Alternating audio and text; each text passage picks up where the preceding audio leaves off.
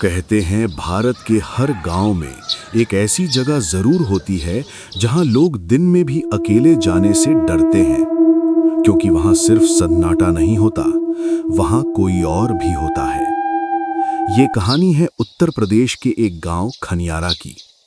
गांव के बाहर एक बहुत पुराना पीपल का पेड़ था, इतना पुराना कि गांव के बुजुर्ग भी कहते थे कि ये पेड़ उनके बचपन से वहीं खड़ा है।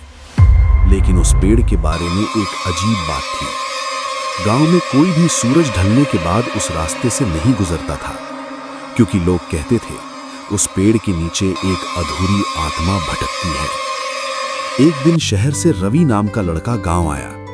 रवि अपने दादा का पुराना घर देखने आया था। शहर में पला बढ़ा रवि इन सब बातों पर हंसता था। जब गांव वालों ने उसे पीपल के पेड़ के बारे में बताया तो वो बोला, यह सब अंधविश्वास है, भूत वूत कुछ नहीं होता। गांव वाले चुप हो गए, क्योंकि उन्हें पता था जो भी उस पेड़ को चुनौती देता है वो फिर कभी वैसा नहीं रहता। उस रात रवि अपने दादा के पुराने घर में सो रहा था। गांव में बिजली चली गई। चारों तरफ अंधेरा और सन्नाटा था। सिर्फ झिंगुरों की आवाज सुनाई दे रही थी। तभी अचानक खिड़की के बाहर किसी के चलने की आवाज आई। टक टक टक। रवि उठा और खिड़की खोली। बाहर अंधेरा था, लेकिन दूर पीपल का पेड़ हिल रहा था। अजीब बात यह थी कि हवा बिल्कुल नहीं चल रही थी। रवि ने ध्यान से देखा और उसके शरीर में सिहरन दौड़ गई। पेड़ के नीचे एक औरत खड़ी थी, सफेद साड़ी, लंबे बाल, और उसका चेहरा पूरी तरह अंधेरे में था। वो रवि को ही देख रही थी। रवि घबरा गया और खिड़की बंद कर दी। कुछ देर बाद दरवाजे पर दस्तक हुई। ठक ठक ठक। रवि ने पूछा, कौन है? कोई जवाब नहीं। उसने धीरे से दरवाजा खोला। बाहर कोई नहीं था, लेकिन जमीन पर गीले पैरों के निशान थे, और वो निशान धीरे धीरे घर के अंदर जा रहे थे। रवि का दिल जोर जोर से धड़कने लगा। निशान सीधे उस कमरे की तरफ जा रहे थे जहां उसके दादा सोया करते थे। कमरे में एक पुराना लकड़ी का संदूक रखा था। अचानक संदूक अपने आप खुल गया। अंदर एक पुरानी फोटो थी। रवि ने फोटो उठाई। फोटो में वही सफेद साड़ी वाली औरत थी। पीछे लिखा था चंद्रा, और नीचे लिखा था, जिसे इस पेड़ के नीचे जिंदा दफनाया गया। रवि के हाथ कांपने लगे। तभी उसके पीछे से एक ठंडी आवाज आई, मुझे इंसाफ चाहिए।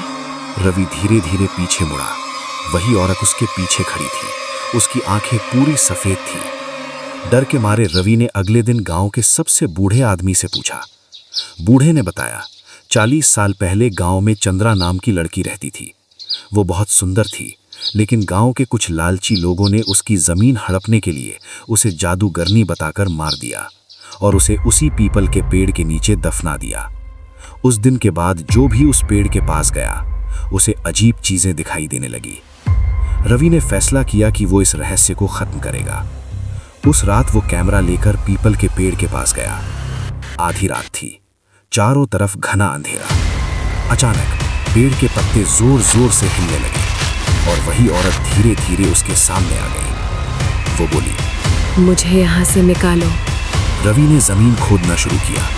कुछ देर बाद उसे एक पुरानी हड्डियों वाली लाश मिली। लेकिन तभी औरत जोर से हंसने लगी। उसकी आवाज अचानक डरावनी हो गई। वो बोली, तुम्हें सच में लगता है मुझे मुक्ति चाहिए?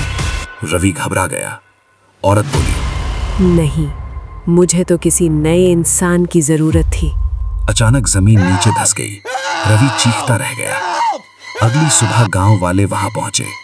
पेड़ के नीचे मिट्टी नई खुदी हुई थी, लेकिन रवि कहीं नहीं मिला।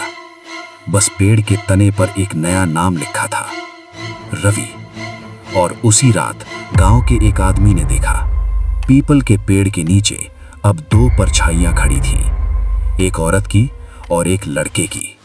लोग कहते हैं कि अगर आप कभी उस रास्ते से रात में गुजरे तो पीछे मुड़कर मत देखना, क्योंकि हो सकता है कोई आपको वहीं रोकने के लिए इंतजार कर रहा हो।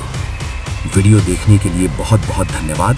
अगर आपको ये वीडियो पसंद आया हो तो प्लीज़ इसे लाइक करें, कमेंट करके ज़रूर बताएं आपको ये कहानी कैसी लगी, और हमारे चैनल धेचू स्टूडियो को सब्सक्राइब करना ना भूलें।